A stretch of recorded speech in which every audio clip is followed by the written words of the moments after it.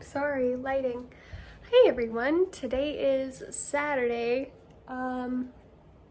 April 13th, and I was just heading out the door to quickly go and pick up different protein drinks because my other ones were expired, and it is like 22 degrees outside, like Celsius. That is warm here. So it is shorts weather here in April. That never happens, ever. And so I wanted to show you my outfit because I've been having a lot of trouble with my joints, like a lot. Like I'm really struggling to sleep a lot. And so I am wearing my hip brace and my knee braces. And what I've often struggled with most years in the like summertime is my joints get so much worse in the summer. And so I'm needing to wear my braces out a whole lot more in the summer than I do in the winter. But the thing is, in the summer, you're wearing shorts, and so they're very exposed to everybody.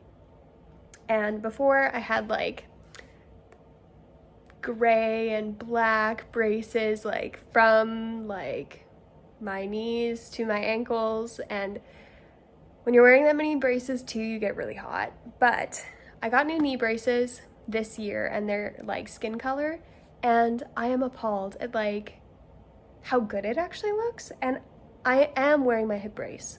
I did put a pair of shorts over top of them just because when I wear these knee braces, it can kind of make it look like I'm not wearing pants because they go up so high. But I'm going to show you my outfit. Okay, sorry about the lighting, but literally, like, here's my knee braces, hip brace. You would never know. I've been trying to work up the energy to get out of this house all day. My energy has been terrible, and my POTS has been terrible, and my joint pain has been terrible, but I just really need to go get these drinks, and I really just, for my mental sake, need to get out of this apartment.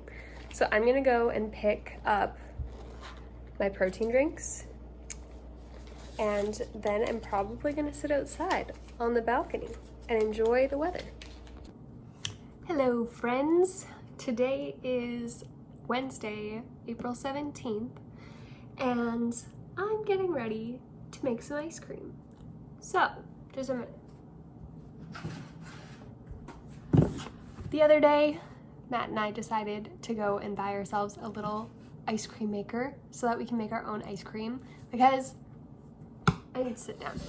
So because I'm lactose free, it's really hard to find like good ice cream where we live because they only stock really limited like quantities. And I found a couple that I like, but when my mother-in-law made me homemade ice cream, I was like, this is literally the best. And so I need an ice cream maker so I can make my own. So we bought ourselves this little Rise ice cream maker, and I am getting ready to put together the, I'm gonna call it batter? I don't know, the mixture, the ice cream mixture. The bowl has been chilling for 24 hours, over 24 hours actually. So it is set and ready to go, but I need to chill the mixture first. It is currently just after 5:30 and Matt gets off at 6, and so I decided that I would surprise him with some homemade ice cream because we're gonna have a little movie night tonight. So this is the top, this little thingy thing. I'll do that off screen. But the first kind that we are making is Oreo, and I think it's like an Oreo cheesecake type thing because it does call for cream cheese. So I'm gonna make the mixture really quick.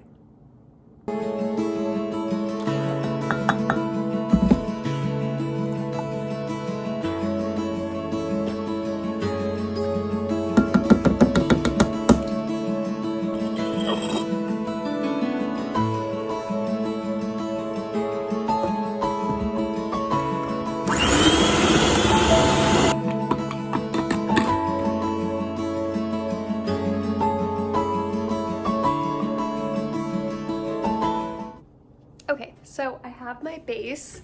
Now I'm gonna chill that in the fridge until Matt gets home, and then when he's home, we'll mix in the Oreo pieces and run it in our little ice cream maker. Pour it in there.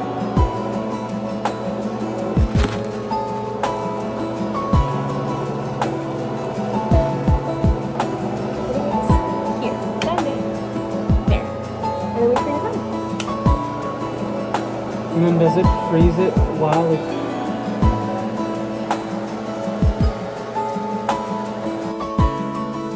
How's the ice cream?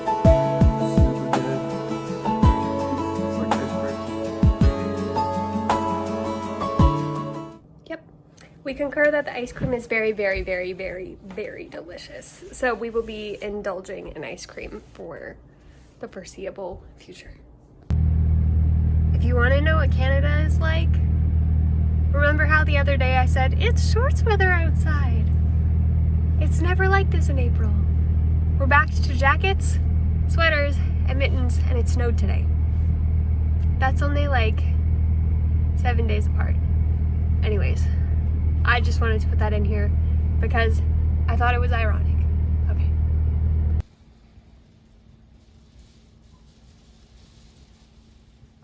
Do you see that? That is snow. No, go away. Anyways, I didn't say hello before because I thought that was the only clip that I was gonna put in, but today is Friday, April 19th, and I am currently in the kitchen whipping Matt up some chicken parm. I spent the afternoon with my mom, just going to get some supplies to make centerpieces for our spring fundraiser, which is in a couple of weeks. So I went with her to the dollar store, and then I also had like a bunch of flowers from when I got married that I saved. I believe it or not, I got all of the flowers for my centerpieces at my wedding at the thrift store for $5. Here, I'll show you. Okay. I'm also kind of tethered at the moment because my phone is like dead, but these are, I feel like the lighting isn't doing them justice. Here, I'll flip you around. Okay, so that's what they look like up close, and I have a whole box of them, so I figured I would save some money and reuse those flowers for the centerpieces for the fundraiser, and then I just picked up a little bit of greenery. So yeah, I'm gonna go sit down. I feel potsy.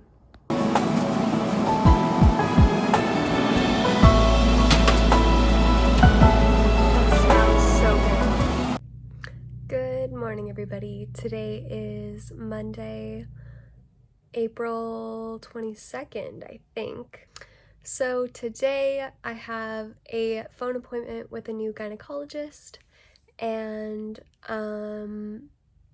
yeah, we'll see how this goes. I have never had an appointment with a new doctor over the phone, so we'll see how it goes. Kind of how it sounds is we'll have like a phone consult and then he'll decide the next steps after that. So we'll see.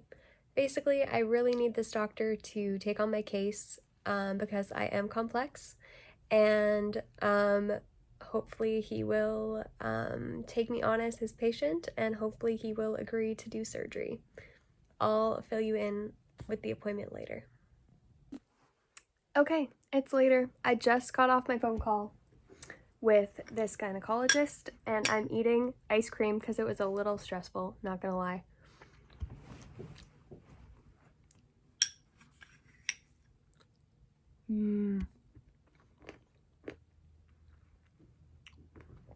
This is amazing. It's peanut butter cup ice cream that I made. So good. But, so basically I was referred to this gynecologist by my current gynecologist to try to get on his list for surgery. Okay, this phone call felt like it almost like you had to be there kind of conversations. First thing that I'm gonna say, he had such good communication skills. Like, he was just very thorough, and I felt like he just listened and communicated very well. And he was also able to just like pick up on things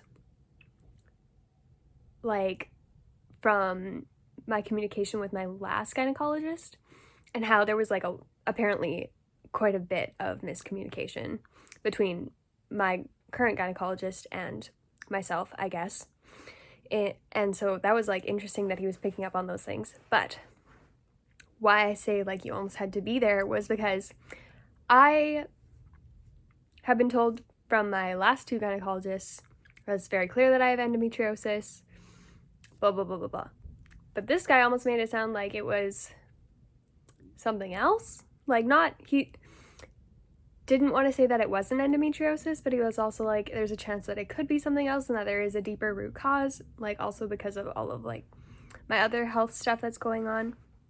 But he did say that he was going to put me on his list for surgery, which is great, but he was going to refer me back to my current gynecologist. Because if she did put me on her list for surgery last year, he just said that I'll be able to get in with her quicker if that was the case. And so he just wants me to refer back there. But that I could see him again at basically any time if I wanted to. So I really don't know what to say, because there's quite a bit that I haven't shared here on YouTube about my situation, and so I'm just not really going to get into it. But that was an interesting appointment. It wasn't a bad appointment, but like I feel like I got a little bit defensive, like when he wasn't just like, oh yeah, that sounds like endometriosis, because I've been told that for like the last 5 years. So it's just like, I'm just saying, like, I do have endometriosis. I know that because like my mom had endometriosis. I've been doing bioresonance therapy for the last 3 years for endometriosis, with endometriosis numbers where it can basically detect where it is in your body, and it's detecting endometriosis. And so I know that I have endometriosis, but basically we just need surgery to confirm, which is what I've been trying to get from these gynecologists. But apparently there's just miscommunication everywhere, which is honestly one of my biggest fears and downfalls with having doctor's appointments, is being misunderstood, or not communicating well, because I feel like I'm not the best communicator of my symptoms or what I'm going through. And there's also their own personal interpretation, and then there's your own personal interpretation, and there's just things that get lost in translation all the time. And if you've ever gotten your like notes back from seeing a doctor, you will see all over your notes that they've misinterpreted you all the time. Like, I have all of my medical records, and I can go through there and like check the appointment notes and be like, no, I didn't even say that. No, you got that completely wrong. Like, for various of my doctors, it's just what they've understood. And so it's really hard for me to get my point across sometimes. But we're gonna hope that we can get surgery, and I'm gonna eat this ice cream. So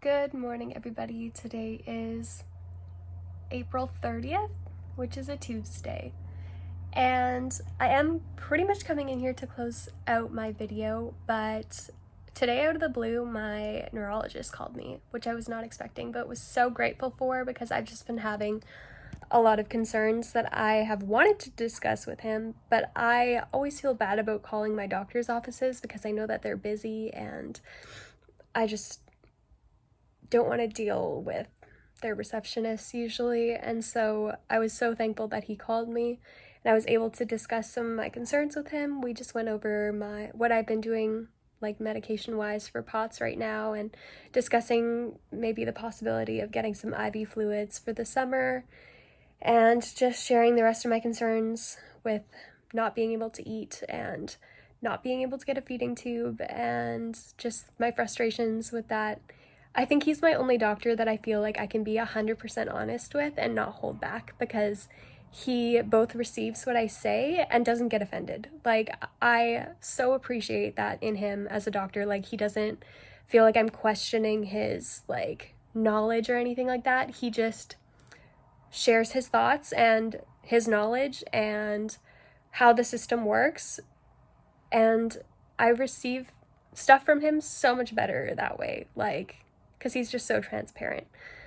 And so, yeah, it is frustrating because he has been working with my GI, and I'm not saying that he doesn't think this, because I don't think that he fully agrees with them, but he also, it's not his specialty, so he isn't disagreeing with them either about furthering testing for males. Basically, my doctors here in my province have all looked at my CTE and don't think further testing is like technically necessary because my celiac plexus or whatever looks fine. My celiac artery looks fine.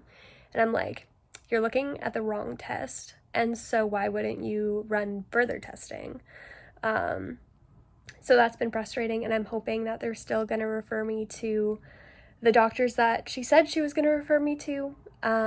So hoping for that. But basically after that phone call, I just went on like a phone call spree because there's been a lot of things that I've just been needing from my care team, basically, just my different doctors and stuff. And so I just started calling all of them. So I've booked an appointment with my doctor who deals with my joints, and then I made a phone call to book an appointment with my old gynecologist and ask where I was at on the surgery list. And surprise, surprise, she did not put me on the surgery list. And so that's a year that I've been waiting for surgery, where I was told I was on the surgery list and was not. And so that is very frustrating. But I've made an appointment with her now to make sure that she puts me on her list. And who else did I call? Did I call anyone else? I think that was it. But I am just feeling frustrated because my body is not in a good place, and I can't seem to get my doctors to believe that. So it's just very frustrating. Anyways, this is what it's like to have multiple complex chronic conditions in a province where they don't deal with patients with complex chronic conditions because they don't have specialists for it. And this is what it's like to have EDS. And I'm closing off this video here. I think when you're watching this, it is day 2 of Ehlers-Danlos Syndrome Awareness Month. And so I will be posting a lot of content both on my Instagram and on here to share and spread awareness about my my main condition, Ehlers-Danlos syndrome. So don't forget to give this video a like, and if you would like to continue to follow my journey with my multiple complex conditions and what it's like to try and get these diagnosed, then I would encourage you to join my journey by subscribing, and I'll see you next week. Bye.